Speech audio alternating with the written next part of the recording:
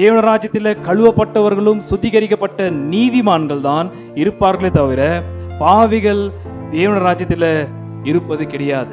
பிசாசு கொடுக்கும்படியாக விரும்பின அந்த ராஜ்யங்களிலே கர்த்தராகிய இயேசுநாதருக்கு விருப்பம் இல்லை. ஏன்? நம்முடைய நாமம் பரிசுத்தப்படுவதாக என்று சொல்லத்தக்கதாக பிதாவுடைய நாமம் பிசாசுடைய ராஜ்யத்திலே பரிசுத்தப்படாது. இந்த காலத்தில் வேறு கடினமுள்ள ஜனங்கள் வாழ்வார்கள் என்றால், இப்ப இருக்கிற பிரபஞ்சத்தில் பிசாசுடைய அந்த காலத்தில் வாழ்வார்கள் என்றால் தேவனுடைய ராஜ்யத்தில் யார் வாழ்வார்கள்? நம்முடைய பாவ மன்னிப்பு பிதாவினிடத்தில் கேட்டால் ஒழிய கிடைக்க வாய்ப்பில்லை. ஜெபம் என்பதான ஒரே ஒரு இடத்துல தான் நம்முடைய பாவங்கள் மாற கழுவப்படுவதற்கு பரலோகம் நமக்கு அருள் இருக்கிற ஒரு பெரிய பாக்கியம். இப்பிரபஞ்சத்தின் வாழ்க்கை வாழ்ற ஆட்களை நீ கம்பேர் பண்ணும் பொழுது அவங்கள மனிதன் இல்லாத பட்சத்தில் நாளை குறித்துள்ள கவலை உள்ளவன இருக்க வேண்டாம். பிதாவாகிய தேவனிடத்தில் இருக்கிற பாவ நிவாரணம் என்ன? பாவிகளை மன்னிப்பதற்கு.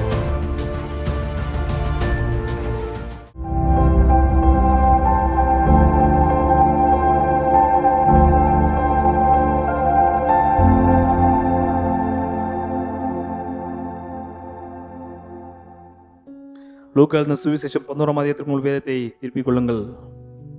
ಲೂಕನು ಬರೆದ ಸುವಾರ್ತೆ 11ನೇ ಅಧ್ಯಾಯ verse 1 to 4. Let me read in 3 languages. ಆತನು ಒಂದಾನೊಂದು ಸ್ಥಳದಲ್ಲಿ ಪ್ರಾರ್ಥನೆ ಮಾಡಿ ಮುಗಿಸಿದಾಗ ಆತನ ಶಿಷ್ಯರಲ್ಲಿ ಒಬ್ಬನು ಆತನಿಗೆ, ಸ್ವಾಮಿ, ಯೋಹಾನನು ತನ್ನ ಶಿಷ್ಯರಿಗೆ ಕಳಿಸಿದ ಹಾಗೆ ನಮಗೂ ಪ್ರಾರ್ಥನೆ ಮಾಡುವುದನ್ನು ಕಳಿಸಿ ಎಂದು ಕೇಳಿದನು. ಅದಕ್ಕಾತನು, ನೀವು ಪ್ರಾರ್ಥಿಸುವಾಗ, ತಂದೆಯೇ, ನಿನ್ನ ನಾಮವು ಪರಿಶುದ್ಧವೆಂದು ಎಣಿಸಲ್ಪಡಲಿ, ನಿನ್ನ ರಾಜ್ಯವು ಬರಲಿ, ನಮ್ಮ ಅನುದಿನದ ಆಹಾರವನ್ನು ಪ್ರತಿದಿನವೂ ದಯಪಾಲಿಸು, ನಮಗೆ ತಪ್ಪು ಮಾಡಿರುವ ಪ್ರತಿಯೊಬ್ಬನನ್ನು ನಾವು ಕ್ಷಮಿಸುತ್ತೇವಾದ್ದರಿಂದ ನಮ್ಮ ಪಾಪಗಳನ್ನು ಕ್ಷಮಿಸು, ನಮ್ಮನ್ನು ಶೋಧನೆಯೊಳಗೆ ಸೇರಿಸಬೇಡ ಎಂದು ಹೇಳಿರಿ ಅಂದನು. It happened that while Jesus was praying in a certain place, after he had finished, one of his disciples said to him, Lord, teach us to pray just as John also taught his disciples. And he said to them, when you pray, say, Father, hallowed be your name, your kingdom come, give us each day our daily bread, and forgive us our sins, for we ourselves also forgive everyone who is indebted to us. Lead us not into temptation. அவர் ஒரு இடத்தில் ஜெபம் பண்ணி முடித்த பின்பு அவருடைய சீஷரில் ஒருவன் அவரை நோக்கி, ஆண்டவரே, யோவான் தன் சீஷருக்கு ஜெபம் பண்ண போதித்தது போல நீரும் எங்களுக்கு போதிக்க வேண்டும் என்றான். அதற்கு அவர், நீங்கள் ஜெபம் பண்ணும்போது பரமண்டலங்களில் இருக்கிற எங்கள் பிதாவை, உம்முடைய நாமம் பரிசுத்தப்படுவதாக, உம்முடைய ராஜ்யம் வருவதாக, உம்முடைய சித்தம் பரமண்டலத்திலே செய்யப்படுகிறது போல பூமியிலையும் செய்யப்படுவதாக, எங்களுக்கு வேண்டிய ஆகாரத்தை அன்றன்றும் எங்களுக்கு தாரும், எங்கள் பாவங்களை எங்களுக்கு மன்னியும், நாங்களும் எங்களிடத்தில் கடன்பட்ட எவனுக்கும் மன்னிக்கிறோமே, எங்களை சோதனைக்குட்பட பண்ணாமல் தீமை நின்று எங்களை ரட்சித்துக் கொள்ளும் என்று சொல்லுங்கள் என்றார். We won't be seeing sinners in the kingdom of God. தேவனுடைய ராஜ்யத்திலே பாவிகள் இருப்பது கிடையாது. அது இப்ப இருக்கிற காணாமல் இருக்கிற ராஜ்யமாகிய இன்விசிபிள் கிங்டம் ஆஃப் காட், காணாமல் இப்பொழுது இருதயத்திலே ஆட்சி செய்கிற தேவனுடைய ராஜ்யமாகட்டும், அல்லது வரப்போகிற காண்கிற ராஜ்யமாகட்டும், தேவனுடைய ராஜ்யத்தில் பாவிகள் இருப்பதில்லை. In the kingdom of God, there would be no sinners. பாவிகள் இருப்பது கிடையாது. தேவனுடைய ராஜ்யத்தில் இருப்பது பாவமாற கழுவப்பட்ட நீதிமான்கள், justified ones, the righteous saints who remain in the kingdom of God. தேவனுடைய ராஜ்யத்தில் கழுவப்பட்டவர்களும் சுத்திகரிக்கப்பட்ட நீதிமான்கள் தான் இருப்பார்களே தவிர பாவிகள் தேவனுடைய ராஜ்யத்தில் இருப்பது கிடையாது. ஆண்டவராகிய இயேசுநாதரை பிசாசானவன் சோதிக்கும்படியாக லூக்கா எழுதின சுவிசேஷம் 4ஆம் அதிகாரத்தில் அவனுடைய கெட்ட சோதனையிலே ஆண்டவராகிய இயேசுநாதரை பார்த்து சொன்ன வார்த்தை, உயர்ந்த மலையின் மீது கொண்டு போய் அவரை வைத்து, நீ காண்கிற ஒட்டுமொத்த இந்த தேசத்தின் மகிமையும் ராஜ்யங்களையும், கிங்டம்ஸ், நான் உமக்கு தருவேன், அவைகள் எனக்கு ஒப்பு கொடுக்கப்பட்டிருக்கிறது, நீர் என்னை தாழ வணங்கினால் போதும் என்று ஆண்டவராகிய இயேசுநாதர் இடத்தில் ஒரு அற்புதமான சலிசிட்டேஷன், ஒரு ஆஃபர், ஒரு அருமையான ஒரு ஒப்பந்தத்தை ஏறிடுகிறான் பிசாசானவன். அது பயங்கரமான ஒரு தந்திரம். In is deceit he gave that solicitation. அவனுடைய தந்திரத்திலே அந்த ஒரு பயங்கரமான ஒப்பந்தம் கொடுக்கிறான். ஆனால் இயேசுநாதருடைய பதில் ரொம்ப அற்புதமானவைகளா இருக்கிறது. பிசாசானவன் அருளுகிற அந்த ராஜ்யங்கள் மீது கர்த்தருக்கு விருப்பம் இல்லை. மனுவாவது அடுத்த இயேசுநாதருக்கு பிசாசு கொடுக்கிற அந்த ராஜ்யங்கள் மீது அவருக்கு விருப்பம் இல்லை. Why? Lord isn't interested in the kingdoms that the Satan offer. பிசாசு கொடுக்கும்படியாக விரும்பின அந்த ராஜ்யங்களிலே கர்த்தராகிய இயேசுநாதருக்கு விருப்பம் இல்லை. ஏன்? எதற்காக பிசாசு கொடுக்கிற அந்த ராஜ்யத்தை கர்த்தராகிய இயேசு கிறிஸ்துவுக்கு விருப்பம் இல்லாமல் இருந்தது? Because in the kingdom of Satan you see darkness, stone-hearted, all wretched, evil deeds, attributes, attitudes, எல்லா விதமான அசுத்தமும் அந்தகாரத்துக்கு அடுத்த பாவங்களும் கடினமுள்ள இருதயமும் கீழ்ப்படியாமையும் பிசாசுடைய ராஜ்யத்தில் இருக்கிறது. ஆகையால் தான் பிலாத்து இயேசுநாதரை கேட்கும் பொழுது, நீ யூதருக்கு ராஜாவா என்று கேட்கும் பொழுது, எஸ், நான் யூதருக்கு ராஜா தான், பட் என்னோட ராஜ்யம் இந்த ராஜ்யம் அல்ல. எந்த ராஜ்யம்? the kingdom of Satan. பிசாசுடைய ராஜ்யத்தை இயேசுநாதர் வெறுக்கிறார். ஆகையால் தான் பிசாசானவன் இந்த ராஜ்யத்தை, நீ பார்க்கிற ஒட்டுமொத்த இந்த பூமியிலே என்னுடைய ஒட்டுமொத்த சிஸ்டம் போயிட்டு இருக்குது, நீர் எனக்கு தாழ வணங்கினால் இந்த ஒட்டுமொத்த சிஸ்டம், இந்த ஒட்டுமொத்த உலகத்தின் வழக்கங்களையும் உலக ஜனங்களுடைய வாழ்வை நான் உமக்கு தருகிறேன் என்று பிசாசு ஆண்டவருக்கு சொல்லும் பொழுது இயேசுநாதர் நோ. எதற்காக இயேசுநாதர் வெறுத்தார்? அந்த இடத்துல வெறும் பிசாசுடைய அந்தகாரம் மாத்திரமல்ல, கீழ்ப்படியாமை மாத்திரமல்ல, கடினமான இருதயம் மாத்திரமல்ல, அந்த ராஜ்யத்திலே பிதாவாகிய தேவன் மகிமைப்பட மாட்டார். Hallowed be your name, Father. உம்முடைய நாமம் பரிசுத்தப்படுவதாக என்று சொல்லத்தக்கதாக பிதாவுடைய நாமம் பிசாசுடைய ராஜ்யத்திலே பரிசுத்தப்படாது. பிதாவுடைய நாமம் பரிசுத்தப்பட வேண்டும் என்றால் it is in the kingdom of God. தேவனுடைய ராஜ்யத்தில் மாத்திரம்தான் பிதாவாகிய தேவனுடைய நாமம் பரிசுத்தப்படும். Not in the kingdom of the darkness. அந்தகாரத்தின் ராஜ்யத்திலே பிதாவுடைய நாமம் பரிசுத்தப்படாது. அப்ப அந்தகார ராஜ்யத்திலே பிசாசுடைய ஆட்களும் கீழ்ப்படியாதவர்களும் கடினமுள்ள இருதயம் உள்ளவர்களும் தேவனை அறியாதவர்கள் வசிப்பார்கள் என்றால் தேவனுடைய ராஜ்யத்திலே யார் வசிப்பார்கள்? Who do you think would be living in the kingdom of God? அந்தகாரத்தில் வேறு கடினமுள்ள ஜனங்கள் வாழ்வார்கள் என்றால், இப்ப இருக்கிற பிரபஞ்சத்தில் பிசாசுடைய அந்தகாரத்தில் வாழ்வார்கள் என்றால் தேவனுடைய ராஜ்யத்தில் யார் வாழ்வார்கள்? Children of light, ஒளியின் பிள்ளைகள். Children of obedience, கீழ்ப்படுகிற பிள்ளைகள். Children of God the Father, பிதாவுடைய பிள்ளைகள். Justified, பரிசுத்தமாக்கப்பட்டவர்கள். Saints, பரிசுத்தவான்கள். இவர்கள்தான் தேவனுடைய ராஜ்யத்திலே வசிப்பார்கள். ஆகையால் தேவனுடைய ராஜ்யத்தில் பாவிகள் இருப்பது கிடையாது. Therefore no Christian should live in sin. எந்த விசுவாசிகளும் பாவத்தில் வாழக்கூடாது. பாவத்தில் விழலாம், விசுவாசிகள் பாவத்தில் வாழக்கூடாது.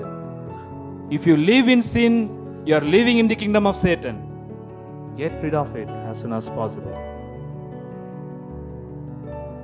பாவத்திலே வாழ்கிற எந்த விசுவாசியும் பிதாவை உம்முடைய நாமம் பரிசுத்தப்படுவதாக என்று சொல்லி அவருடைய நாமத்தை மகிமைப்படுத்த வாய்ப்பில்லை. Only justified ones can hallow the name called God the Father.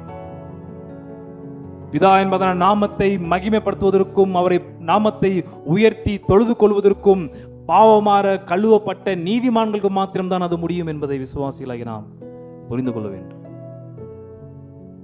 இன்றைக்கு நாம் பார்க்க போகிற வசனம் 4, 11 அது இன்றைக்கு என்னால் முழுக்க சொல்லி முடிக்க முடியாது. அடுத்த வாரமும் இந்த சத்தியத்தை தொடங்குவேன். ஆகையால் அற்புதமான அந்த வசனத்தை நாம் எல்லோரும் சேர்ந்து தியானிக்கலாம். Chapter 11 verse 4 of Luke's Gospel. லூக்கா சுவிசேஷம் 11ஆம் அதிகார வசனம் 4. எங்கள் பாவங்களை எங்களுக்கு மன்னியும், நாங்களும் எங்களிடத்தில் கடன்பட்ட எவனுக்கும் மன்னிக்கிறோமே. எங்களை சோதனைக்குட்பட பண்ணாமல் தீமை நின்று எங்களை ரட்சித்துக் கொள்ளும் என்று சொல்லுங்கள் என்றார். எங்கள் பாவங்களை எங்களுக்கு மன்னியும். நம்முடைய பாவங்களை மன்னிக்கிறது பரலோக ராஜ்யம், தேவனுடைய ராஜ்யம். எங்கள் பாவங்களை மன்னியும். விசுவாசிகள் இங்க இயேசுநாதர் தம்முடைய சீஷர்களுக்கு கற்றுக் கொடுத்த ஜெபம் இது. அப்ப நம்முடைய ஜெபத்தில் என்ன இருக்க வேண்டும்? பாவ மன்னிப்பு கேட்கிற அறிக்கை இருக்க வேண்டும். சோ ஆரம்பத்தில் உங்களுக்கு சொல்லி வருகிறேன், கடந்த 12 வாரங்களாக இந்த சத்தியத்தை உங்கள் மத்தியில் போய்த்து கொண்டு வருகிறேன். பரிசேயருடைய ஜெபம், யோவான் ஸ்நானன் அவனுடைய சீஷருடைய ஜெபம், அப்பொழுது ஆண்டவராகிய இயேசு கிறிஸ்து கிறிஸ்தவர்களுக்கு கொடுத்த ஜெபம், விசேஷம் உள்ள ஜெபம். கிறிஸ்தவருடைய ஜெபம் மாத்திரம்தான் பரலோகத்திற்குள்ளாக பிரவேசிக்கும். Only Christian prayer could tear down the heaven sky like a garment and get into heaven where God lives. தேவன் வசிக்கிற இடத்திலே இந்த வானத்தை கிழித்து விசுவாசிகளுடைய கிறிஸ்தவருடைய ஜெபம் மேல போகும். வேற யாருடைய ஜெபமும் அப்படி போகாது. நம்முடைய ஜெபத்திலே பாவ அறிக்கை கேட்பது இருக்கிறதா? forgiveness, confession. நீங்க யாக்கோபு நிருபத்தில் போகும் பொழுது forgive each other, confess each other's sin. ஒருவருக்கொருவர் மன்னியுங்கள், ஒருவருக்கொருவர் மன்னிப்பு கேளுங்கள். அது இருக்கிறதா? அதுவும் இருக்குது நெக்ஸ்ட் வீக். ஆனால் இன்றைக்கு நாம் பார்க்கிறது, தேவன் நம்மை மன்னிக்கிற மன்னிப்பு எப்படிப்பட்டது? What is the remission that the Father has in order to forgive sinners? பாவிகளை மன்னிப்பதற்கு தேவன் கிட்ட இருக்கிற பாவ நிவாரணம் என்ன?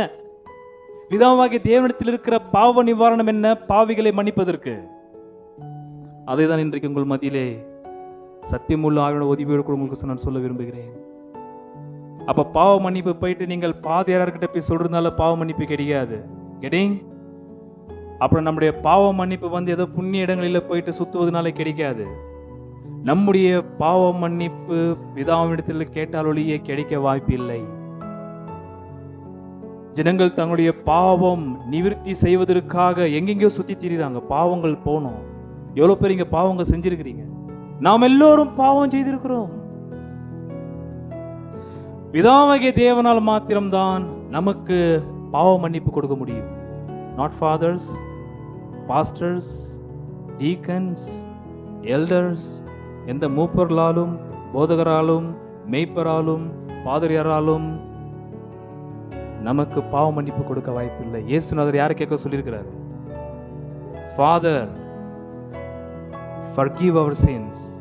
பிதாவே, எங்களுடைய பாவங்களை எங்களுக்கு மன்னியும். இங்க பாவம் செய்யாதவங்க யாருன்னா இருக்கிறீங்களா? ஏஞ்சி வெளியே போயிடுங்க. அந்த பிரசங்கம் உங்களுக்கு செட் ஆகாது. அதான் தான் கேட்கிறேன். எவ்வளவு பேர் இங்க பாவம் செய்யாதவங்க இருக்கிறீங்க? கை தூக்குங்க பார்க்கலாம்.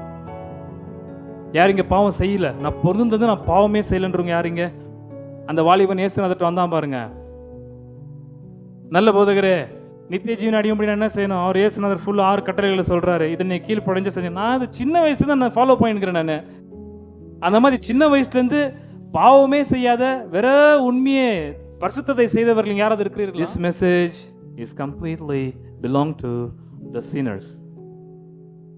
பாவிகளுக்காக கொடுக்கப்பட்ட இன்றைக்கு பேசப்பட்ட வாசித்த வசனம் பாவிகளுக்கு ஏற்ற ஒரு செய்தியா இருக்கிறது. Father, forgive our sins. பிதாவாகிய தேவன்தான் நமக்கு பாவ மன்னிப்பு தருகிறவர் என்பதை நாம் புரிந்து கொள்ள வேண்டும். அப்ப பாவ மன்னிப்புக்காக நீங்க எங்க போனாக்கா உங்க பாவ நிவர்த்தி செய்ய முடியாது. எங்க போனாலும் செய்ய முடியாது. Only one place you are given by the heaven to get rid of your sin, and that place is prayer. ஜெபம் என்பதான ஒரே ஒரு இடத்துல தான் நம்முடைய பாவங்கள் மாற கழுவப்படுவதற்கு பரலோகம் நமக்கு அருள் இருக்கிற ஒரு பெரிய பாக்கியம். வேற எந்த இடத்துல போனாலும் உங்களை பாவங்கள் மாற கழுவப்பட முடியாது. By the way, பாவ மன்னிப்பு குறித்து பேசுவதற்கு முந்தி பாவம் என்றால் என்ன? எனக்கு உங்களுடைய பதில்கள் தேவை. ஏனென்றால் நீங்க எந்த அளவுக்கு பாவம் செஞ்சிருக்கிறீங்களோ அதே அளவுக்கு நானும் பாவம் செஞ்சிருக்கிறேன். ஒருவேளை உங்களோட ஒரு படி மேல நான் பாவம் செஞ்சிருக்கலாம். நம்ம எல்லாரும் பாவிகள் தானே? எல்லாரும் பாவம் செஞ்சிருக்கிறோம் தானே? ஓகே, பாவம் என்றால் என்ன? Define sin in your experience. உங்களுடைய அனுபவத்திலே தப்பு பாவம் என்றால் என்ன சொல்லுங்க பார்க்கலாம். கெட்ட வார்த்தை பேசுறது, வெரி குட். அப்புறம் ஆமா, யார் சொல்லி எது கெட்ட வார்த்தை எது நல்ல வார்த்தை? யார் சொன்னது கெட்ட வார்த்தை? Therefore Bible says Romans chapter 2, we are the inventors of sins. நாம் பாவங்களை கண்டுபிடிக்கிறோம். புது புது பாவங்களை கண்டுபிடிக்கிறவர்கள் மனுகுலம். We invent sin, new sins, new terms, new activities, new thoughts. புது புதுசான பாவங்களை கண்டுபிடிச்சு செய்யறோங்க நம்ம. ஏன்னா பழைய பாவம் செஞ்சு செஞ்சு நம்மளுக்கு சலிப்பாயிடுச்சு. வேற தான் புதுசா மாத்தத்தை நியூ ட்ரெண்டு கொண்டு வாது. உதாரணத்துக்கு டிவி மொபைல்லாம் இல்லாத காலகட்டத்தில் பாவம் செய்யணுனாக்கா எந்த பொண்ணு பின்னாடி போனாக்கா ஸ்திரீங்க பின்னாடி பல ஸ்திரீங்கள்ட்ட போனாக்கா எங்கன்னா தேடின்னு போகணும், அதுக்குன்னு ஆளுங்களை பிடிக்கணும். இப்போ அப்படி கிடையாது. நீங்கள் உட்கார்ந்த இடத்துல உங்களுக்கு மொபைல் இருந்துச்சுனாக்கா அங்கே எல்லாமே வந்துடுது. Inventors, we invent sin. எல்லா தப்பும் ரொம்ப அட்வான்ஸான நிலையில் நம்ம செய்கிறவர்களாக இருக்கிறோம். அதுதான் சிவிலைஸ்ட் ஆகிறதுன்னு அர்த்தம். ரொம்ப மாடர்னாக இருக்கிறதுன்னு சொல்கிறாங்க தெரியுமா வேர்ல்டு. என்ன மாடர்னாக்கா இன்வென்டிங் சின். பாவத்தை பலவிதமான அடுத்த வகுப்புக்கு போகிற அளவுக்கு நம்ம சிவிலைஸ்ட் ஆகிக்கிறோம், வளர்ந்துருக்குறோம். நான் ரொம்ப ஷார்ட்டாக இதை ரொம்ப டீப்பாலாம் கொண்டு போய் இதை எலாபரேட் பண்ணாமல் ரொம்ப ஷார்ட்டாக எனக்கு லூக்கா தான் ரொம்ப முக்கியம். லூக்கா பாவத்தை பற்றி எப்படி சொல்கிறாருன்னு. இப்போ இங்கே பாவத்தை பற்றி ஒருத்தர் டிஃபைன் பண்ணுறாரு. அதை நான் உங்கள் மத்தியிலே வாசித்து ரொம்ப ஷார்ட்டாக முடிக்க விரும்புகிறேன். கெட்டகுமாரன் கதை பற்றி நான் ஒரு 8-10 வாரத்துக்கு முன்னாடி சொல்லியிருந்தேன். ஞாபகம் இருக்குதா? Prodigal Sun. ஓகே, சாப்டர் 15 15 வசனம் 17-21, 17-21. அவனுக்கு புத்தி தெளிந்த போது, அதாவது பண்ணி சாப்பிட்றது கூட கெடிக்கலன்ற ஒரு நிலை வந்துச்சு பாரு அவனுக்கு. அப்போ புத்தி தெரியுது அவனுக்கு. பசங்களை நல்லா கவனிக்கணும். உங்களுக்கோ பண்ணி சாப்பிட்றது கூட கிடைக்குமான்னு தெரியல வருங்காலத்தில். அவனுக்கு புத்தி தெரிந்த போது அவன் தன் தகப்பனுடைய கூலிக்காரர் எத்தனையோ பேருக்கு பூர்த்தியான சாப்பாடு இருக்கிறது, நானும் பசியினால் சாகிறேன். 18 நான் எழுந்து என் தகப்பனிடத்திற்கு போய், தகப்பனே பரத்துக்கு விரோதமாகவும் உமக்கு முன்பாகவும் என்ன வார்த்தை? பாவம் செய்தேன். ஜஸ்ட் லிசன், அந்த வார்த்தை கரெக்டா சொல்றாரு. அந்த கெட்ட குமாரன் சொல்ற வார்த்தை பரத்துக்கு விரோதமாகவும் உமக்கு விரோதமாகவும் பாவம் செய்தேன். பரத்துக்கு தேவனுக்கு விரோதமாகவும் உமக்கு விரோதமாகவும் பாவம் செய்தேன். என்ன பாவம் செய்தான் கெட்ட குமாரன்? நீங்க பரத்துக்கு விரோதமாகவும் தேவனுக்கு விரோதமாகவும் உமக்கு விரோதமாகவும் நான் பாவம் செய்தேன். So sin affects so badly, first and foremost to God, the creator and the created beings. சிருஷ்டிக்கப்பட்ட மனிதர்களுக்கும் சிருஷ்டிகர்த்தருக்கும் நாம் செய்கிற பாவங்கள் பாதிக்கப்படுது. என்ன இந்த பாவம்? 14 சில நாளைக்கு பின்பு இளைய மகன் எல்லாவற்றையும் சேர்த்து கொண்டு தூர தேசத்துக்கு புறப்பட்டு போய் அங்கே துன்மார்க்கமாய் ஜீவனம் பண்ணி தன் ஆஸ்தியை அழித்து போட்டான். நன்றாக கவனியுங்கள். The life the person lives which is oblivious to God and disapproving God is sin. தேவன் அங்கீகரிக்காத, தேவன் இல்லாத ஒரு வாழ்வு வாழ்வது என்ன? பாவம். ரொம்ப சிம்பிளா நான் சொல்ல விரும்புகிறேன். தேவன் இல்லாத, தேவன் அனுமதிக்காத வாழ்ற வாழ்க்கை என்ன? So simple. Godlessness, God disapproves, life is sin. தேவன் இல்லாமல், தேவன் அனுமதிக்காத வாழ்ற வாழ்க்கை என்ன? பாவம். இங்க எவ்வளவு பேர் தேவன் இல்லாமல் வாழ்ந்து கொண்டிருக்கிறீர்கள்? இங்க எவ்வளவு பேர் தேவன் அனுமதிக்காத வாழ்வை வாழ்கிறோம்? தேவன் அனுமதிக்காததையும் தேவன் இல்லாத வாழ்க்கை வாழ்வது என்ன? கொஞ்சம் கவனிச்சு பாருங்க. வருஷத்துல 365 நாள், அந்த 365 நாள்ல தேவன் அனுமதிக்காததையும் தேவன் இல்லாமல் நம்ம எவ்வளவு வாழ்க்கை வாழ்ந்திருப்போம் என்பது. பரத்துக்கும் உமக்கும் நான் பாவம் செய்தேன். தேவன் இல்லாத வாழ்க்கை, தேவனற்ற வாழ்க்கை, தேவன் அனுமதிக்காத வாழ்க்கை. எந்த வாழ்க்கை? பாவமுள்ள வாழ்க்கை. எவ்வளவு பேர் தேவன் இல்லாமல் வாழ்ந்திருக்கிறோம்? எவ்வளவு பேர் தேவன் இல்லாமல் வாழ்ந்திருக்கிறோம்? நான் வாழ்ந்திருக்கிறேன், பல ஆண்டுகள் வாழ்ந்திருக்கிறேன். தேவன் அனுமதிக்காததை செய்து வாழ்ந்து வந்தேன் பல ஆண்டுகளாக. இங்க நீங்கள் தேவன் இல்லாமல் தேவன் அனுமதிக்காத செய்து வந்தீர்களா? வந்தது ஓகே, நேத்து எவ்வளவு பேர் அப்படி இருந்தோம்? நேத்து இங்க எவ்வளவு பேர் தேவனற்றவர்களாக தேவன் அனுமதிக்காததை செய்து வந்தோம்? That's the point. Sin. அப்ப பாவ அறிக்கை எல்லா நாளும் பண்ணுமா? Confessing sin before God the Father is a must every day. எல்லா நாளும் அது கட்டாயமா இருக்கிறது. ஏன்? நேற்றைக்கு வாழ்ந்த வாழ்க்கையில நான் தேவனை கூட வச்சுன்னு வாழ்ந்தனா, தேவனை அனுமதிக்காததை செய்து வாழ்ந்தனான்றதை நீங்க தான் சோதிக்கணும், நான் தான் சோதிக்கணும். அப்படி சோதித்து பார்க்கும் பொழுது forgive. மனுஷன் தேவ சாயல உண்டாக்கப்பட்டதுக்கு காரணம் மனுஷன் தேவனோடு கூட வாழ வேண்டும். எல்லா நாளும் மனுஷன் தேவனோட கூட வாழ வேண்டும் என்றால் மனுஷனுக்குள்ளாக தேவனுடைய ராஜ்யம் வர வேண்டும். தேவனுடைய ராஜ்யம் வராத எந்த மனுஷனும் தேவனோட கூட வாழ வாய்ப்பில்லை. If we want to live, remain with God of the Bible, we must have the kingdom of God in our hearts. அதே லூக்கா சுவிசேஷம் 12ஆம் அதிகாரம் 32 பயப்படாதே சிறுமந்தையே, உங்களுக்கு ராஜ்யத்தை கொடுக்க உங்கள் பிதா. என்ன வார்த்தை? God the Father is so interested to give us his kingdom. Why? பயப்படாத சிறுமந்தையே. இப்பிரபஞ்சத்தின் வாழ்க்கை வாழ்ற ஆட்களை நீ கம்பேர் பண்ணும் பொழுது அவங்கள மனிதன் இல்லாத பட்சத்தில் நாளை குறித்துல கவலை உள்ளவன இருக்க வேண்டாம். They live godlessly. தேவன் இல்லாதவர்களை அவள் வாழ்கிறார்கள். They live God disapproving life. தேவன் அனுமதிக்காத வாழ்க்கை அவர்கள் வாழ்கிறார்கள். No problem. ஆனா நாம ரட்சகர் இயேசு கிறிஸ்து மூலமாய் பிதாவை அறிந்த நாம் தேவனற்றவர்களாக தேவன் அனுமதிக்காத ஒரு வாழ்க்கையை வாழக்கூடாது. ஏனென்றால் தேவன் நம்மோடு கூட வாழ வேண்டும் என்று விரும்புகிறபடியால் கர்த்தராகிய பிதாவாகிய தேவன் நமக்கு அவருடைய ராஜ்யத்தை கொடுக்க விரும்புகிறார். சோ பாவம் என்றால் என்ன? sins, amartia என்பதான கிரேக்க வார்த்தைக்கு அர்த்தம் மிஸ் த மார்க். தேவனுடைய ஸ்டாண்டர்ட், தேவன் எதிர்பார்த்த வாழ்க்கை வாழாமல் இருப்பது, கர்த்தருடைய பார்வைக்கு ஏற்ற ஒரு ஸ்டாண்டர்ட்ல வாழாமல் இருப்பது.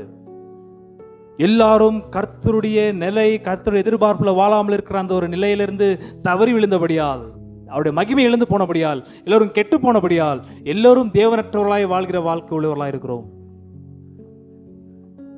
To miss the standard of living the life of God, தேவன் எதிர்பார்க்கிற வாழ்க்கையை நாம் வாழாமல் இருப்பதுதான் பெரிய ஒரு பாவம். அந்த அமார்த்தியான்ற வார்த்தைக்கு அர்த்தமே அதுதான். 3-4 chapter 11 verse 4. எங்கள் பாவங்களை எங்களுக்கு மன்னியும், நாங்களும் எங்களிடத்தில் கடன்பட்ட எவனுக்கும் மன்னிக்கிறோமே. சொல்லி தராரு இயேசுநாதர் ஜெபத்தை சொல்லி கொடுத்த விஷயம் அது. எங்கள் பாவங்களை எங்களுக்கு மன்னியும். ஒரு வசனம் கூட வாசிக்கிறேன். பாவ மன்னிப்பு கேட்டு பாவம் கழுவப்பட்ட ஒரு நீதிமான் அல்லாமல் இவர் யாருமே எந்த விதமான பாவியும் தேவராஜ்யத்தில் பிரவேசிக்க வாய்ப்பில்லை. No one will enter into the kingdom of God in the state of sin. பாவ நிலையிலே எந்த ஒரு மனுஷனும் தேவராஜ்யத்திற்குள்ளாக பிரவேசிக்க வாய்ப்பில்லை. சாப்டர் 13 ஒரு சின்ன ஒரு சாம்பிள் கொடுக்குறேன். 26 இயேசுநாதர் கடைசி நாளத்தில் ஞாயிற்றுக்கிழமை நாள் நடக்கிற சம்பவத்தை சொல்றார்கள். நீங்கள் 13, 26, 27 வாசிக்கிறேன். அப்பொழுது நீங்கள் ஜனங்கள் உம்முடைய சமூகத்தில் போஜனமானம் பண்ணினோமே, நீர் எங்கள் வீதிகளில் போதகம் பண்ணினீரே என்று சொல்வீர்கள். 27 ஆனாலும் அவர் இயேசுநாதர் நியாயாதிபதி, நீங்கள் எவ்விடத்தாரோ உங்களை அறியேன், அக்கிரம ஜெய்கைக்காரரே, நீங்கள் எல்லோரும் என்னை விட்டு அகன்று போங்கள் என்று சொல்லுவார் என்று உங்களுக்கு சொல்லுகிறேன். 28 நீங்கள் ஆபிரகாமையும் ஈசாக்கையும் யாக்கோபையும் சகல தீர்க்கதரிசிகளையும் தேவனுடைய ராஜ்யத்தில் இருக்கிறவர்களாகவும் உங்களையோ புறமே தள்ளப்பட்டவர்களாகவும் காணும்போது உங்களுக்கு அழுகையும் பற்கடி அங்கே உண்டாயிருக்கும். அப்ப தேவனுடைய ராஜ்யத்தில் பரிசுத்தவான்கள், கிறிஸ்துடைய ரத்தத்தினால் கழுவப்பட்ட தீர்க்கதரிசிகள் இருப்பார்கள். பழைய ஏற்பாடு பரிசுத்தவான்கள் இருக்கிறார்கள், புதிய ஏற்பாடு பரிசுத்தவான்கள் இருக்கிறார்கள். யார் இருக்க மாட்டார்கள்?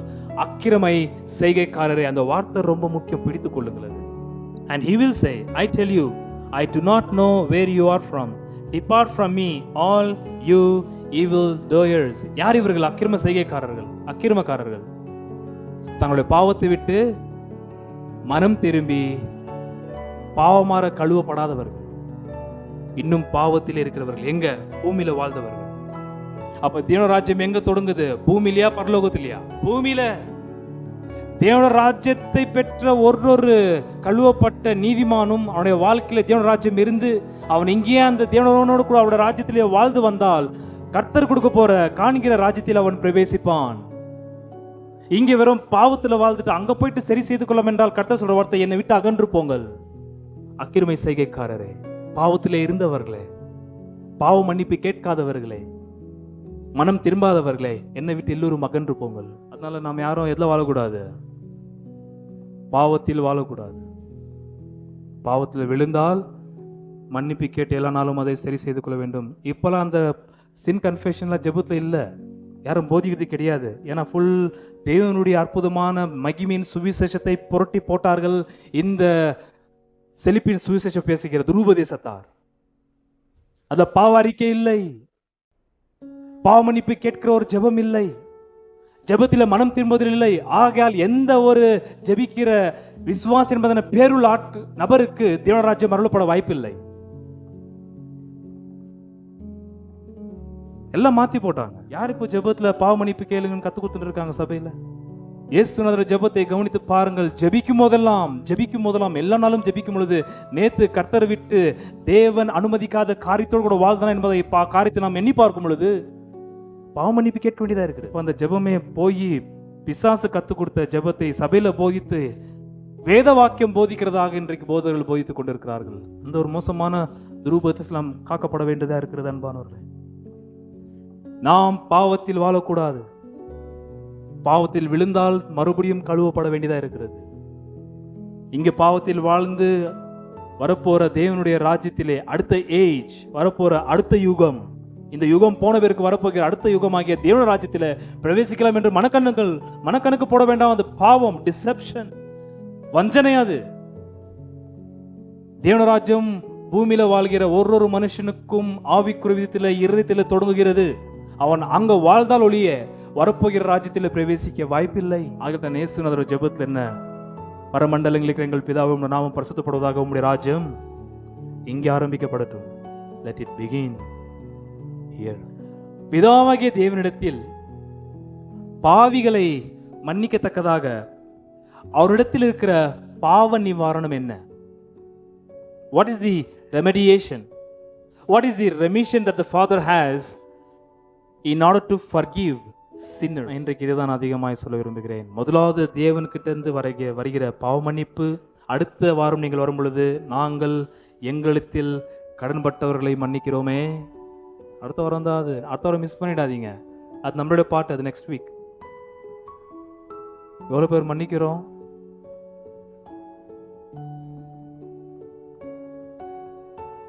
ஒன்று புரிந்து கொள்ள வேண்டும். யாரு நமக்குள்ளே ஆகட்டும் மற்றவர்கள் நமக்கு தப்பு செய்த ஆட்களை பற்றி ஞாபகப்படுத்தி கொண்டால் முடிஞ்சதை விட்டுருங்க. அதான் பண்ணிச்சிட்டேன். அந்த மாதிரி எப்போ நான் சொல்றோமா? ஆமா இல்ல, நான் மறந்த போயிட்டேன், எவ்வளோ பண்ண விஷயம். அந்த மாதிரி நமக்கு ஒரு பிசாசு என்ன வருது. அப்போ யாருன்னா ஒருத்தர் அதை எழுப்பி விடுவாங்க. அன்னைக்கு அவ்வளோ பேசிச்சே, ஞாபகம் இல்லை உனக்கு? இன்னும் நீ திருந்தல எப்போ? ஆமா இல்லன்ற மாதிரி நமக்கு ஒரு பிசாசு ஒரு ஞாபகப்படுத்துவான் அவனு. அப்ப வாங்கிக்க குடும்பத்தை சண்டை திரும்ப ஸ்டார்ட். அடுத்த வாரம் தான், நெக்ஸ்ட் வீக் நம்மளுடைய பகுதி. பாவ மன்னிப்பு கேட்கிற நாம் பாவத்தை மன்னிக்கிறவர்களா இருக்க வேண்டும். If you have the kingdom of God, forgive. தேவன ராஜ்யத்தில் இருக்கிறவங்களா யாரு? ஆரம்பத்தில் சொன்னது போல பாவங்கள் எல்லாம் மாற மன்னிக்கப்பட்டவர்கள், கழுவப்பட்டவர்கள். அப்ப தேவன ராஜ்யத்தில் இருக்கிற நாம், பாவ மன்னிப்பு பெற்ற நாம் தேவன ராஜ்யத்தில் இருப்போமே ஆனால், தேவன ராஜ்யத்தில் இருக்கிற இன்னொருவனை மன்னிக்காத நிலையில் இருப்போமே ஆனால் நமக்கு பாவ மன்னிப்பு உண்டாகவில்லை என்று அர்த்தம். தேவன ராஜ்யம் அப்படி செயல்படாது. Next week. ஆனா இன்றைக்கு பிதாவாகிய தேவனிடத்திலே ஒரு பாவி பாவத்தை அறிக்கையிட்டு மன்னிப்பு கேட்கும் பொழுது அந்த பாவிக்கு அவர் கொடுக்கிற பாவ நிவாரணம், பரிகாரம் என்ன? அது இன்றைக்கு நான் உங்களுக்கு சொல்ல விரும்புகிறேன். அப்படின்னு ஒரு நாளும் பாவ மன்னிப்பு அறிக்கையிடாத ஜெபம் ஏறெடுத்ததே கிடையாது. நேற்று நான் எப்படி வந்தேன் எனக்கு தெரியும். நேற்று நைட் நான் என்ன பண்ணேன், நேற்று பகல் என்ன பண்ணேன், என்னுடைய ஒட்டுமொத்த 24 மணி நேரம் தேவன் இரக்கத்தில் அருளின அந்த நாளிலே நான் என்ன செய்தேன்றது எனக்கு தெரியும். உங்களுக்கு நல்லா தெரியும் நீங்கள் என்ன பண்ணீங்கன்றது. உங்கள் மனைவிக்கு தெரியலையோ, உங்கள் புருஷனுக்கு தெரியுமோ இல்லையோ, உங்கள் ஒருவருக்கும் தெரியும் நீங்களும் நானும் நேற்றைக்கு என்ன செய்தோம் என்று. ஆகையால் ஜெபத்தில் பாவ அறிக்கை must and should. பிதாவாகிய தேவனிடத்தில் இருக்கிற பரிகாரம் என்ன? இயேசுநாதர், பேதுரு, அப்போஸ்தலனாகிய பவுல், இவங்க 3 பேர் அதுக்கு பதில் தராங்க. இவங்க 3 பேருடைய பதில் நான் உங்களுக்கு கொடுத்த 2-3 சாட்சிகளால் எல்லா காரியங்களும் நிலவரப்பட வேண்டும் என்று வேத வாக்கியத்தை முன்வைத்து, பரலோக பிதாவினிடத்தில் இருக்கிற பாவிகள் மனம் திரும்பி பாவ மன்னிப்பு கேட்கும் பொழுது பிதாவாகிய தேவன் கொடுக்கிற பாவ பரிகாரம் என்ன? What is the remission or the remediation that the Father has to the sinners? முதலாவது ஆண்டவர் இயேசு கிறிஸ்து சொன்ன வார்த்தை, chapter 24 Luke's Gospel. நான் லூக்கா விட்டு போக மாட்டேன், லூக்கு தான் எனக்கு ரொம்ப முக்கியம். 24ஆம் அதிகாரம் வசனம் 45 47. அப்பொழுது வேத வாக்கியங்களை அறிந்து, இயேசு உயிர் தெழுந்த பிறகு நடக்கிற சம்பவம் இது. அப்பொழுது வேத வாக்கியங்களை அறிந்து கொள்ளும்படி அவர்களுடைய மனதை அவர் திறந்து அவர்களை நோக்கி, எழுதியிருக்கிறபடி கிறிஸ்து பாடுபடவும் மூன்றாம் நாளில் மரித்தோரிலிருந்து எழுந்திருக்கவும் வேண்டியதாக இருந்தது. 47. அன்றியும் மனம் திரும்புதலும் பாவ மன்னிப்பும். ரோன் பண்ணிக்கங்க, forgiveness of sin இருக்கவங்கல வெரி இம்பார்ட்டன்ட் அது. 47. அன்றியும் மனம் திரும்புதலும் பாவ மன்னிப்பும் எருசலேம் தொடங்கி சகல தேசத்தாருக்கும் அவருடைய நாமத்தினாலே பிரசங்கிக்கப்படவும் வேண்டியது. பாவ மன்னிப்பு யாருடைய நாமத்தில் அருளப்படுகிறது? கிரைஸ்ட் த மெஸ்ஸாயா, கிறிஸ்து என்பதான மெஸ்ஸியா, மரித்து அடக்க பண்ணப்பட்டு உயிர் தெழுந்த கர்த்தர் 46 சொல்ற வண்ணமாகவே 47 அந்த இயேசுநாதர் நாமத்தினாலே மனம் திரும்புதலும் பாவ மன்னிப்பும் உண்டு. யாருக்கு? கேட்கிற யாவருக்கும். அப்ப பிதாவாகிய தேவனிடத்திலே பாவ பரிகாரம் என்ன? பிதாவுடைய கரத்திலே பாவிகளுக்கு கொடுக்கிற பாவ பரிகாரம் என்ன? The name of the Lord Jesus Christ. இயேசு கிறிஸ்துவின் நாமம்.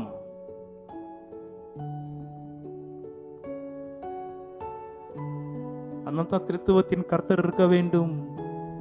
God of the Bible is triune persons of God. பிதாவினிடத்திலே பாவ மன்னிப்பு கேட்கிற யாவருக்கும் பிதாவாகிய தேவன் பாவ மன்னிப்பு எதனால் அருளுகிறார்? இயேசுநாதர் நாமத்தினாலே. அப்போஸ்தலர்கள் 2ஆம் அதிகாரம் வசனம் 37 38. பேதுருடைய முதல் பிரசங்கம் முடிந்த பிறகு பேதுரு சொல்ற வார்த்தை கவனிங்கள். 37 38.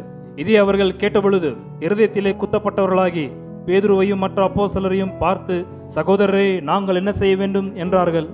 அற்புதமான பதில் தேவாவினர் பேதுரு மூலமா அருளுகிறார். வசனம் 38. பேதுரு அவர்களை நோக்கி, நீங்கள் மனம் திரும்பி ஒவ்வொருவரும் பாவ மன்னிப்புக்கென்று இயேசு கிறிஸ்துவின் நாமத்தினால ஞானஸ்நானம் பெற்றுக் கொள்ளுங்கள். ஹல்லேலூயா.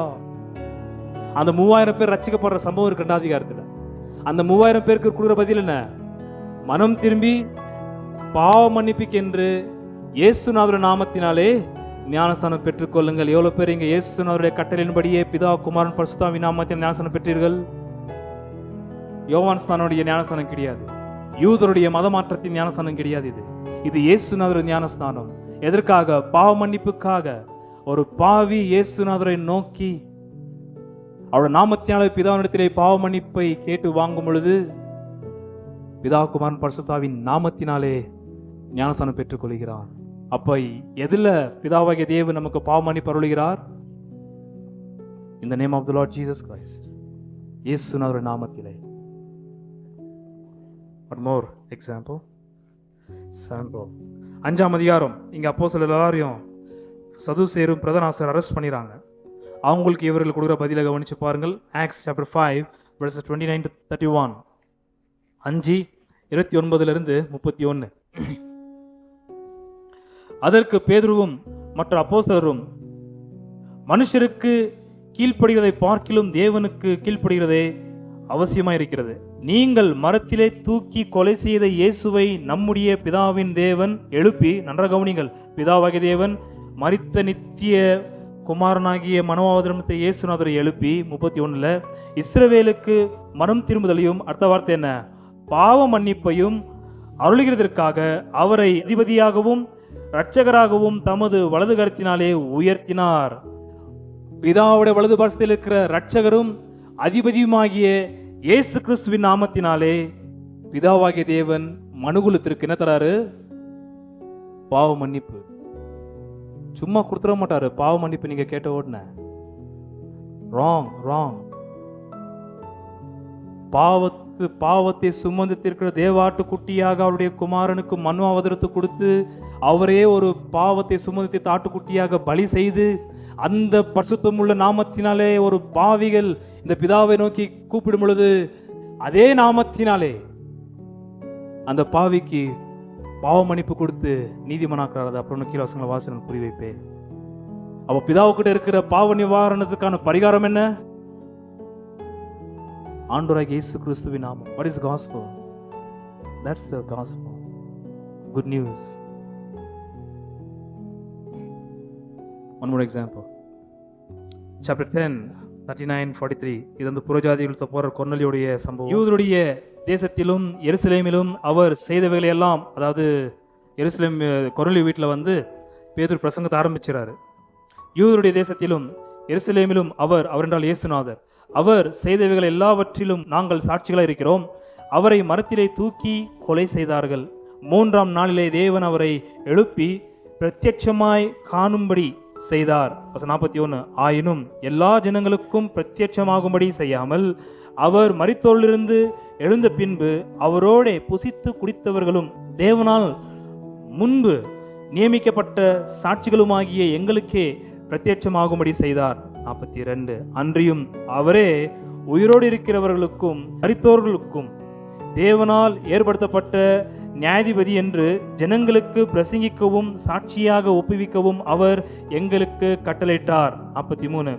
அவரை விசுவாசிக்கிறவன் எவனோ அவன் அவருடைய நாமத்தினால என்ன வார்த்தை, பாவ மன்னிப்பை பெறுவான் என்று தீர்க்கதரிசிகள் எல்லாரும் அவரை குறித்தே சாட்சி கொடுக்கிறார்கள் என்றான். ஹல்லேலூயா. மன்னிப்பு பழையற்பாடு தீர்க்கதரிசிகள் முதற்கொண்டு உபதேசித்தது என்ன? இந்த மெஸ்ஸியாவுடைய நாமத்தினாலே மனுகுலத்திற்கு பாவ மன்னிப்பு உண்டு.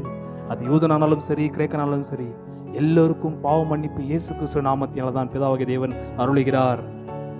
ஹல்லேலூயா. நாம குட் நியூஸ்ங்க. அது இதெல்லாம் இப்போ இந்த செலிபின் பிரசங்க பண்றவங்களா இதை மூடி மடிச்சிட்டாங்க. அதான் அவங்களா துருபதேசத்தார்.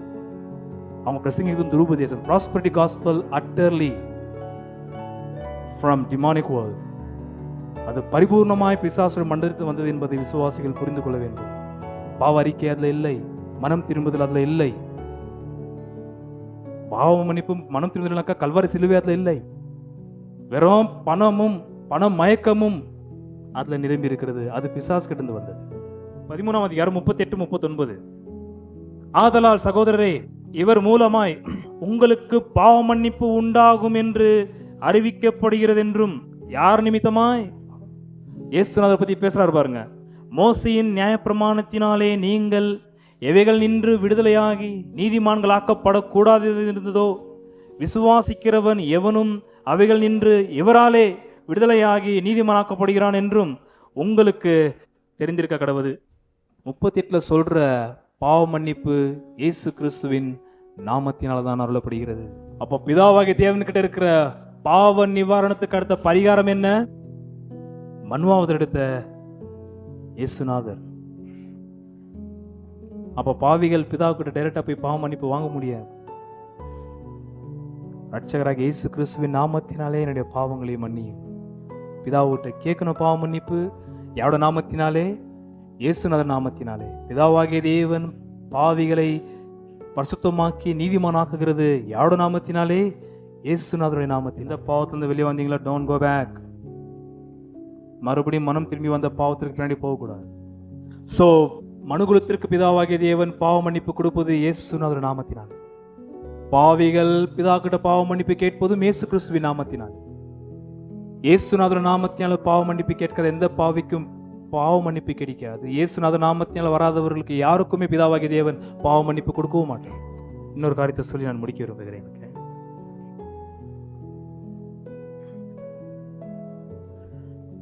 prior to forgiveness of sin, repentance must be taken place. பாவ மன்னிப்பு பிதாவாகிய தேவன் அருளுவதற்கு முந்தி என்ன நடந்திருக்கணும்?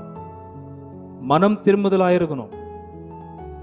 இன்றைக்கு இருக்கிற காஸ்பலை ரொம்ப ஷார்ட் பண்ணி, அதை ட்ரிவியலைஸ் பண்ணி, அதை குறைவாக்கி, அதுல மனம் திரும்புதல் இல்லை, பாவ அறிக்கை இல்லை, வேற இயேசுவை ஏற்றுக்கொள், இயேசுநாதரை ஏற்றுக்கொள், இயேசுநாதரை ஏற்றுக்கொள் என்று பிரசங்கிக்கிற ஒரு நிலைக்கு போய்விட்டார்கள். அது பொய்யான உபதேசம். அது shortest form of the gospel. அது ஆரம்பிக்க வேண்டியது எங்க? பாவத்தை விட்டு மனம் திரும்பி இயேசுநாதர் நாமத்தினாலே பாவ மன்னிப்பு வாங்கி, அதன் பிறகுதான் நீதிமானாக்கப்படுவதும் பரிசுத்தமுள்ள ஆவியானவர் அருளப்படுவதும் இயேசுநாதர் நமக்குள்ள எல்லா விஷயங்களும் அதுக்கப்புறம் தான். முதலாவது நடக்க வேண்டியது பாவிகள் பாவத்தை விட்டு மனம் திரும்ப வேண்டும். எவ்வளவு பேர் இங்க பாவத்தை விட்டு மனம் திரும்பினீர்கள்? எவ்வளவு பேர் பாவத்தை விட்டு மனம் திரும்பி பாவ மன்னிப்புக்காக இயேசுவின் நாமத்தினால் பிதாவை வேண்டிக் கொண்டீர்கள்?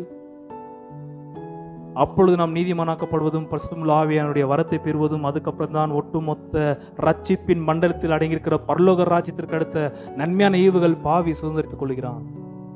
But the prior to the forgiveness of sin, repentance takes place. மனம் திரும்புதல் முதல் எடுத்து பிடித்திருக்கிறது. மனம் திரும்புதல் இல்லாமல் பாவ மன்னிப்பு நமக்கு கிடைக்க வாய்ப்பில்லை. ஆண்டவரே, உண்மை நான் ஏற்றுக்கொள்கிறேன். இது பரிசேயுடைய ஜெபம். இது முதலாவது நேற்றைக்கு கடந்த வாரம் ஒட்டுமொத்த வாழ்க்கை நான் அந்தகாரமாய் வாழ்ந்து என் பிதாவாகிய தேவனை விட்டு அவருடைய அறிவில்லாமல் அவருக்கு விருப்பமில்லாத வாழ்க்கையை வாழ்ந்தேன் என்று எண்ணி முதல் பாவம் என்று எண்ணி அதிலிருந்து மனம் திரும்ப வேண்டும். மனம் திரும்பி பண்ண பாவத்திற்காக பாவ மன்னிப்பு வாங்கி அதிலிருந்து திரும்பி புதிய வாழ்க்கைக்குள்ளாக பிரவேசிக்க வேண்டும். பாவ மன்னிப்பு வாங்கி திருப்ப அந்த வாழ்க்கைக்கு திரும்பிடக்கூடாது. சுவிசேஷத்தில் அடங்கியிருக்க வேண்டிய கட்டாயமான உபதேசம் அது. பாவிகள் பாவத்தை விட்டு மனம் திரும்ப வேண்டும் என்பதான பிரசங்கம். இது யோவானுடைய பிரசங்கம். Chapter 3 Luke's Gospel. Chapter 3 இங்கிலீஷ்ல 3 வரும், தமிழ்ல 6 வரும். ஓகே. அவன் யோர்தான் நதிக்கு அருகான தேசமெங்கும் போய் பாவ மன்னிப்புக்கென்று மனம் திரும்புதலுக்கேற்ற ஞானஸ்தானத்தை குறித்து பிரசங்கித்தான். அவன் ஞானஸ்தானத்தை குறித்து பிரசங்கம் எதை ஆரம்பித்தாரு? பாவத்தை விட்டு மனம் திரும்பி பாவ மன்னிப்பை பெற்றுக்கொள்ள வேண்டும். இது யோவானுடைய பிரசங்கம். இது இயேசுநாதருடைய பிரசங்கம். இது ஆதி அப்போஸ்தலருடைய பிரசங்கம். ஆனா இன்றைக்கு ரிப்பன்டன்ஸ் இல்ல, forgiveness இல்ல. only receive the Lord Jesus Christ. What do you mean by it? எதற்காக அவரை நீ ஏற்றுக்கொள்கிறாய்? Believe in the Lord Jesus Christ. That's little portion of the gospel. மனம் திரும்புதல் எங்கே? நீ பாவி என்று உணர்ந்து பாவத்தை விட்டு மனம் திரும்பினால் வேற திசையில, பரலோக ராஜ்யத்தின் திசையில உன்னை அழைத்துக் கொண்டு போவதற்கு கர்த்தர் பாவ மன்னிப்பு கொடுப்பார். ஃபர்ஸ்ட் பாவத்தை விட்டு மனம் திரும்ப வேண்டும். சில பேர் பாவத்தை விட்டு மனம் திரும்புறதே கிடையாது. அதே பாவம் செஞ்சுட்டு இருப்பாங்க. ஆனா இயேசுநாதர் மாத்திரம் ஏத்துன்னு இருப்பாங்க. இயேசுநாதரை வைக்காம பாவம் செஞ்சாங்க. இப்ப இயேசுநாதரை கூட வச்சு செய்யறது போல நினைச்சுட்டு இருக்காங்க. அவங்க முதலாவது செஞ்ச பாவத்தை விட்டு மனம் திரும்ப வேண்டும். பண்ண அக்கிரமத்தை கண்டினியூஸா பண்ணிக்கின்னு அப்புறம் இயேசுநாதர் ஏற்கனவே திருப்ப அப்படியே பண்ணிட்டு போயிட்டே இருக்கக்கூடாது. Repent. Repent. Don't continue and be perpetual in your sin. Chapter 5 verse 32. இயேசுநாதர் பிரசங்கத்தை கவனிச்சு பாருங்கள். 5:32 லூக்கா எழுதின சுவிசேஷம் 5:32.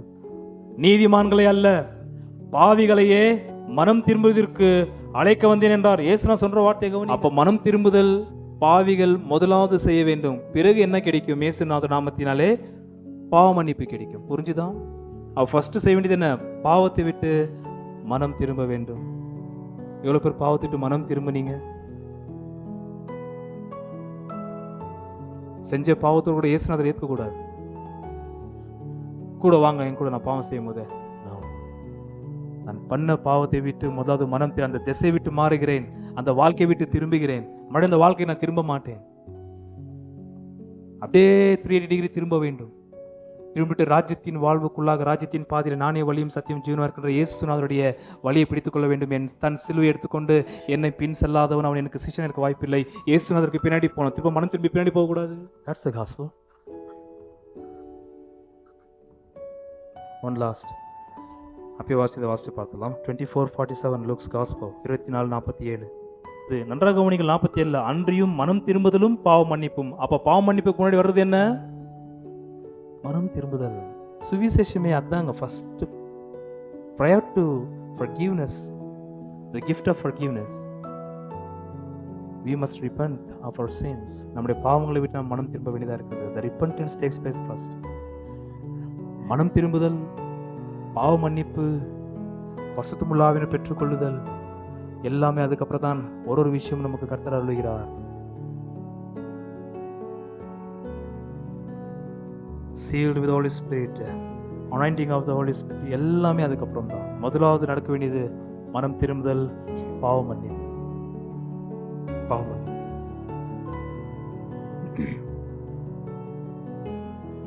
ஸோ மனம் திரும்பின உடனே பாவ மன்னிப்பு பிதாவாகிய தேவன் இயேசுநாதர் நாமத்தில் தருகிறார்.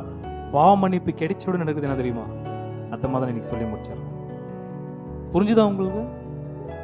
ஒரே இயேசுநாதர் ஜெபத்தை சொல்லிட்டார். அது எவ்வளோ விஷயம் இருக்கு பார்த்தீங்களா? நான் ஷார்ட்டாக சொல்லி இருக்கிறேன் சம்மரி போல. வேற நிருபங்களுக்கெல்லாம் போனாக்கா அதுக்கு ஒரு 8-10 வாரம் தேவைப்படும். லூக் எனக்கு ரொம்ப முக்கியம். எங்களுடைய பாவங்களை எங்களுக்கு மன்னிங்க பிதாவே என்று கேட்குற அந்த ஒரே ஒரு சின்ன வார்த்தையில ஒட்டுமொத்த ராஜ்யத்தையும் ஃபுல் பேக்கா இன்டாக்டா ஒரு பாவிக்கு பிதாவாகிய தேவன் இயேசுவின் நாமத்தினால் தருகிறார். அதனால பாவ மன்னிப்பு ஜெபத்தில் எப்போது இருக்கணும் அன்பானவர்களே? எப்போதும் ஜெபத்தில் பாவ மன்னிப்பு இருக்க வேண்டும். That's what the kingdom prerequisites from sinner. Chapter 18 verses 9 on. அன்றியும் தங்களை நீதிமான்கள் என்று நம்பி மற்றவர்களை அற்பமாய் என சிலரை குறித்து அவர் ஓமே சொன்னார். 2 மனுஷர் ஜெபம் பண்ணும்படி தேவாலயத்துக்கு போனார்கள். ஒருவன் பரிசேயன், மற்றவன் ஆயக்காரன். பரிசேயன் நின்று, தேவனே, நான் பரிகாரர், அநியாயக்காரர், விபசாரக்காரர் ஆகிய மற்ற மனுஷரைப் போலவும் இந்த ஆயக்காரனைப் போலவும் இராததினால் உம்மை ஸ்தோத்தரிக்கிறேன். 12 வாரத்தில் 2 தரம் உபவாசிக்கிறேன், என் சம்பாதியத்தில் எல்லாம் தசமபாகம் செலுத்தி வருகிறேன் என்று தனக்குள்ளே ஜெபம் பண்ணினான். 13 ஆயக்காரன். இங்க நல்லா கவனிக்கணும். இங்க ரிப்பன்டன்ஸ், ஃபர்கிவ்னஸ், இன்னொரு கிஃப்ட் கிடைக்குது. ஓகே. 13 ஆயக்காரன் தூரத்திலே நின்று தன் கண்களை வானத்திற்கு ஏறெடுக்க துணியாமல் தன் மார்பிலே அடித்து கொண்டு. ஏன்னா இந்த 3 செய்கைகள். முதலாவது தேவாலயத்திலிருந்து தூரமாக இருக்கிறான், வானத்தை அன்னார்ந்து பார்க்க அவனுக்கு மனமில்லை. 3வது தன் கருத்திலே மார்பை அடித்துக் கொள்ளுகிறான். என்ன இது? இந்த 3 செயல்கள் என்ன? அவருடைய ஒட்டுமொத்த வாழ்க்கையும் அவன் யோசித்து யோசித்து அழுது புலம்புறான். நான் அந்த வாழ்க்கையை வாழ்ந்தது உமக்கு விரோதமானது, நீர் இல்லாத வாழ்க்கை அது என்று தன்னுடைய மார்பை அடித்துக்கொண்டு அடுத்து அவன் கேட்கிறது பாவ மன்னிப்பு கேட்கிறான். கவனியுங்கள்.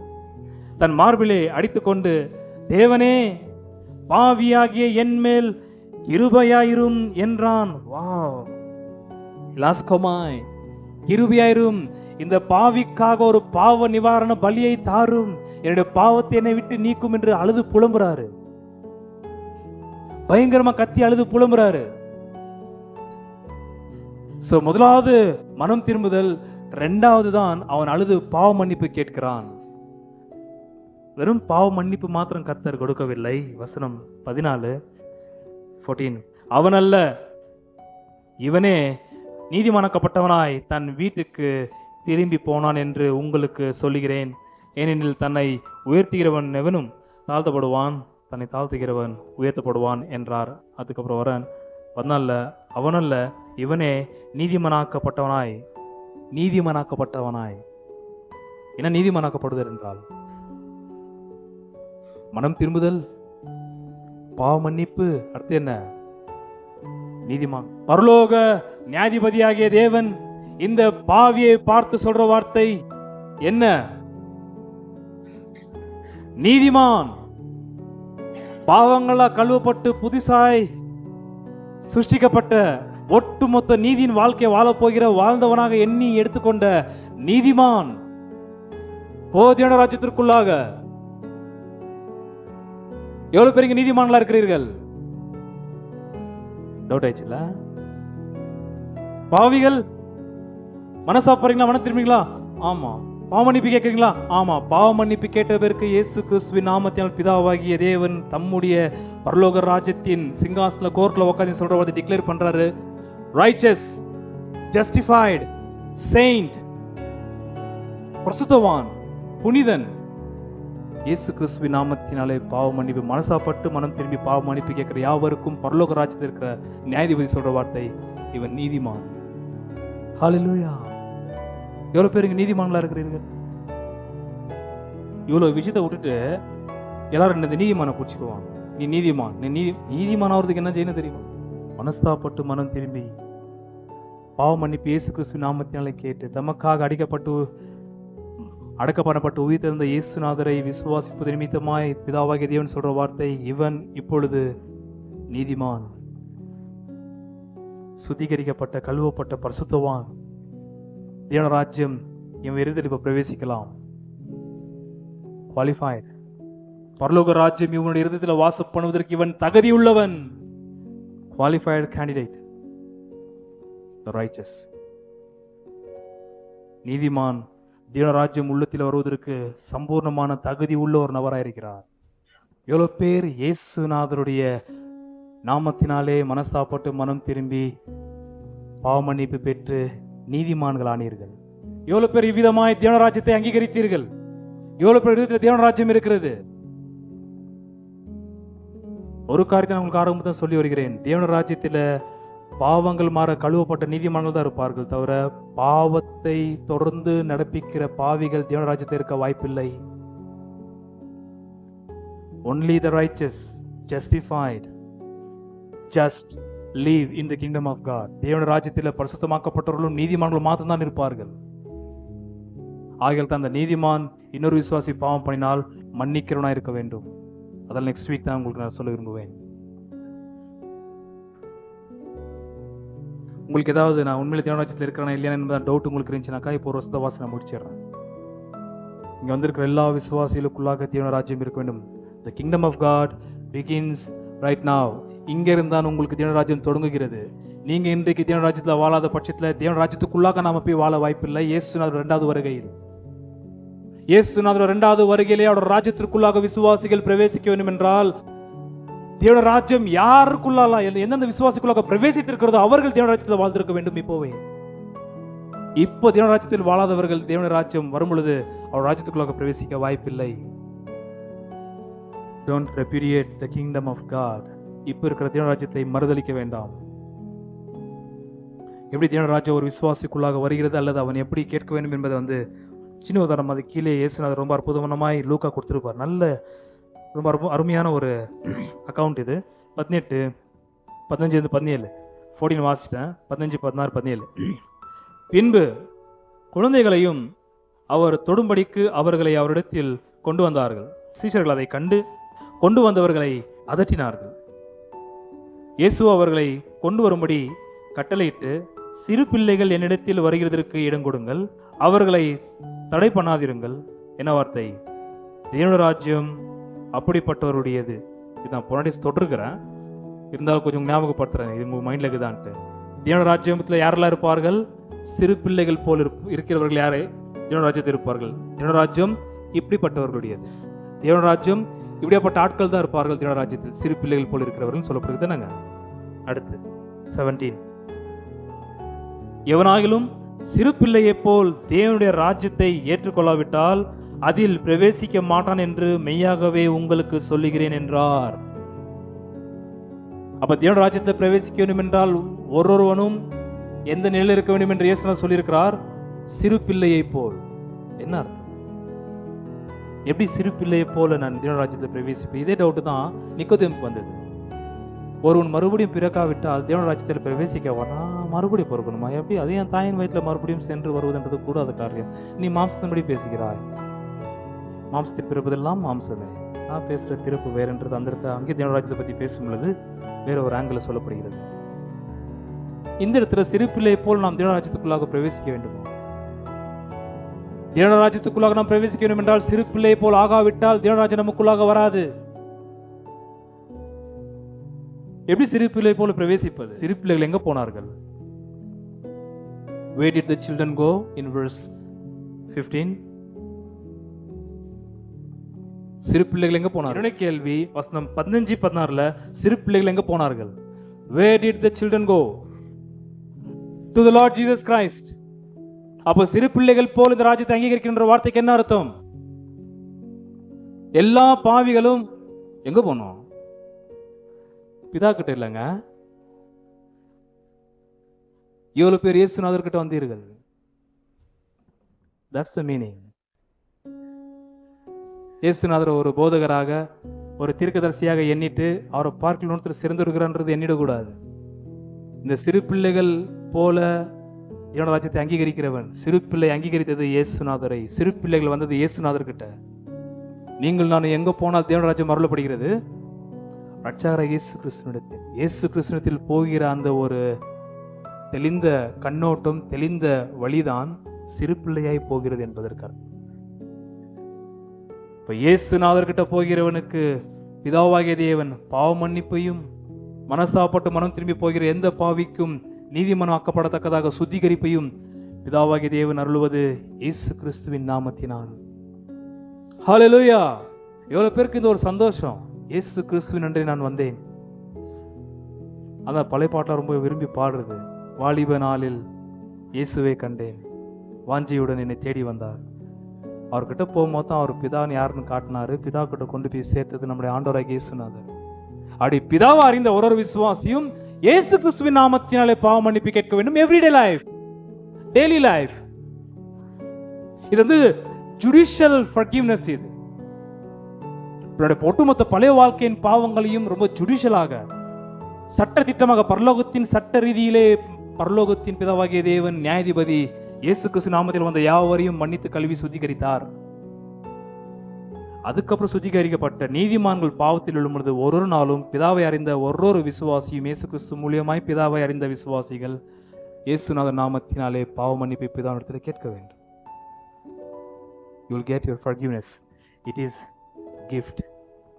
It's a gift. பாவ மன்னிப்பு என்பது ஒரு பெரிய ஈவுங்க. பிதாவுக்கிட்ட இருக்கிற பாவ நிவாரணத்துக்கு பரிகாரமே வந்து அவருடைய நித்திய குமாரன் மனுவாவது எடுத்த இயேசுநாதர். அதுல ஒரு ஈவு. பாவ மன்னிப்புக்காக நீங்கள் நானும் ஒழிக்க முடியாது. ஒரே ஒரு கட்டாயம் கர்த்தர் கட்டளிடுவது, பாவத்தை விட்டு மனம் திரும்பு, பண்ண பாவங்களிலிருந்து அவனை கல்வி சுத்திகரித்து புதிய வாழ்வுக்குள்ள நடத்துவேன் என்று கர்த்தர் வாக்கு பண்ணி பாவ மன்னிப்பு என்பதனை ஈவை தருகிறார். ஒரே ஒரு அதுல ஒரு இருக்கிற பாவிகள் செய்ய வேண்டியது மனசாப்பட்டு மனம் திரும்ப வேண்டும். அதே பாவத்தில் வாழ்ந்துக்குன்னு இயேசு கூட வச்சுன்னு சொல்லி எதிர்பார்த்தீர்கள் என்றால் அது பொய்யான சுவிசேஷம், அது பொய்யான மனம் திரும்புதல்.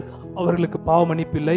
கர்த்தாவே கர்த்தாவே என்று அவர்கள் அதனால் என்னை கூடுவார்கள். நான் அவர்களை பார்த்து அக்கிரம செய்கைக்காரர்களே என்னை விட்டு அகன்று போங்கள் என்று சொல்லுவேன். ஏன்? அவர்கள் இன்னும் அந்த பாவத்தில் நிலைத்திருக்கிறார்கள். அந்த ஒரு நியாய தீர்ப்பில் நாம் போகக்கூடாது. பாவம் இருக்கும் அளவு நம்மால சந்தோஷம் வாழ முடியாது.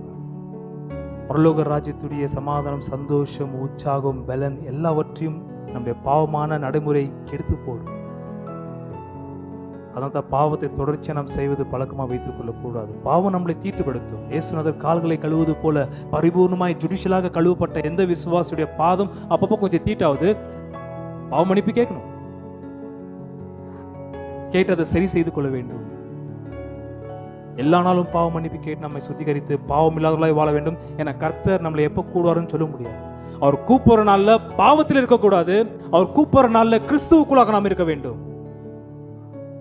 மனம் திரும்பின நிலையில் நாம் இருக்க வேண்டும். கழுவப்பட்டவர்கள் நாம் இருக்க வேண்டும். இயேசுநாதருக்குள்ளாக நாம் நித்திரை செய்யும் பொழுது பாவத்தில் யூதாஸ் போல இருக்கக்கூடாது. ஆகையால் தான் விசுவாசிகள் தங்களுடைய ஜெபத்தில பிதாவை தொழுது கொள்வது மாத்திரமல்ல, உங்களுடைய ஆகாரம், உடை, தங்க வீடை கேட்பது மாத்திரமல்ல, எங்களுடைய பாவங்களை எங்களுக்கு மன்னியும். ஏன்? தேவனுடைய ராஜ்யத்தில் யாருக்கு இருக்குது? பரிசுத்தவான். யார் இல்லை? பாவி. அதனால பாவமான நிலையில் நீங்கள் தேவனுடைய ராஜ்யத்துக்குள்ள போக முடியாது. இயேசு கிறிஸ்துவின் நாமத்தினாலே கழுவப்பட்ட நிலையிலே நாம் தேவனுடைய ராஜ்யத்துக்குள்ளாக போக வாய்ப்புண்டு. தேவனுடைய ராஜ்யத்துக்குள்ளாக நீங்கள் ஜெபத்தில் போகும் பொழுது தேவனுடைய ராஜ்யத்துக்கு அடுத்த எல்லா நன்மைகளும், அங்க இருக்கிற சமாதானமும் சந்தோஷமும் ஆவியானுடைய நிறைவும் நமக்கு கர்த்தர் அருளுகிறார். உங்களுக்கு இந்த வாழ்க்கை ரொம்ப விருப்பா இருக்கிறதுக்கு காரணம் விசுவாசிகளே, தேவனுடைய ராஜ்யத்தின் சமாதான சந்தோஷத்தை நீங்கள் நான் அனுபவிக்காமல் இருப்பதுதான். ஏன் நம்ம பயப்படுறோம்னாக்கா தேவனுடைய ராஜ்யம் இல்லை, அந்தகாரத்தின் ராஜ்யம் இருக்கிறது. ஆகையால் உங்களுடைய ஜெபத்திலே பாவ மன்னிப்பு எப்போதும் இருக்க வேண்டும். இது இந்த செழிப்பின் சுவிசேஷ பேசுகிறவங்க அதை சேர்க்க மாட்டாங்க ஜெபத்தில். ஏன்னா எப்போ பார் பாவத்தை அறிக்கையிடுற, நீ என்ன பாவம் செஞ்ச, அதெல்லாம் கேட்காத நீ. அது பிசாசுட உபதேசம். நம்முடைய ஜெபத்திலே இப்பிரபஞ்சத்தில் வாழ்கிறபடியால், நம்முடைய பாதங்கள் இப்பிரபஞ்சத்தின் தீட்டான காரியங்களிலே தீட்டுப்படுகிறபடியால், எல்லா நாளும் நம்ம இயேசு நாமத்தினாலே சுத்திகரிக்கிற பிதாவினிடத்திலே பாவ மன்னிப்பு கேட்க வேண்டும். வேற எங்கேயும் போகக்கூடாது, எங்கேயும் போய் சுத்தாதீங்க. உங்களோட பாவத்தை பாரத்தை சுமக்கிறவர் இயேசுநாதர், சுமந்து தீர்த்தவர் அவர் ஒண்டி தான். அவர்கிட்ட போனாலொழியே நம்முடைய பாவம் மாற வாய்ப்பில்லை. பாவம் இல்லாதவர்களாய் இந்த பூமியிலே பரிசுத்தவான்களாய் சுற்றுகிறவர்கள் கிறிஸ்தவன் தான். மற்ற ஜனங்கள் தன்னோட பாவத்தோடு சுற்றி திரிவார்கள், ஆனால் விசுவாசி ஒண்டிதான். கிறிஸ்து பாவ பலியானபடியால் பாவத்தை சுமந்தவர் அந்த இடத்துல இருக்கிறதுனால பாவமற்றவர்களாய் கிறிஸ்துவ கழுவப்பட்ட நீதிமானாக பரிசுத்தவானாக ஒரு விசுவாசியும் பூமியிலே வழி உள்ளவனாய் சுற்றி திரிகிறான். ஆகையால் தான் நம்மை பார்த்து சொல்ற வார்த்தை என்ன? உலகத்திற்கு நீங்கள் வெளிச்சமா இருக்கிறீர்கள், சுடர்கள் போல இருக்கிறீர்கள். யாரு? விசுவாசம். Thirsty for more of you, more of your spirit and truth. Wash me from all my sin, fill me with your spirit again.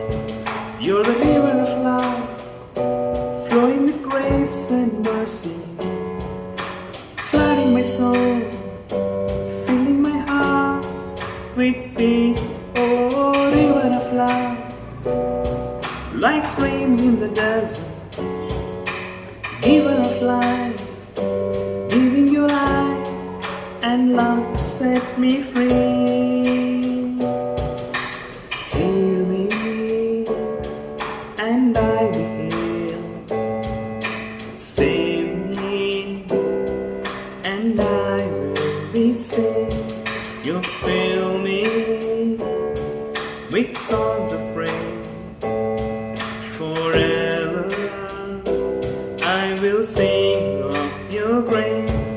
You're the river of life, flowing with grace and mercy, flooding my soul, filling my heart with peace. Oh, river of life, like streams in the desert, river of life, giving your life and love to set me free. If anyone is thirsty, let him come on in. When you drink the living water, you'll never thirst again. Oh, you're full of life, flowing with grace and mercy, flooding my soul, filling my heart with peace. Oh, river of life, like streams in the desert, river of life, giving your life and love to set me free. Heal me and I will heal, save me and I will be saved. You fill me with songs of praise, forever I will sing of your grace. You're the river of life, flowing with grace and mercy, flooding my soul, filling my heart with peace. Oh, river of love, like streams in the desert, giver of life, giving your life and love to set me free. Giving your life and love to set me free. Giving your life and love to set me free.